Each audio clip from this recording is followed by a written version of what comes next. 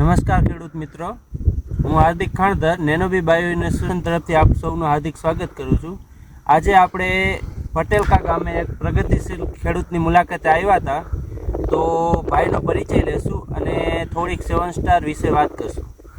તો તમારું નામ, ગામ, મોબાઈલમાં જણાવજો. જી, મારું નામ લગારિયા ભાયાભાઈ વીરાભાઈ છે.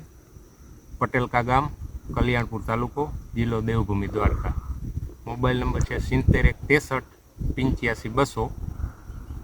તમે 7 સ્ટાર આ ક્યારે ઉપયોગ કરેલો હતો?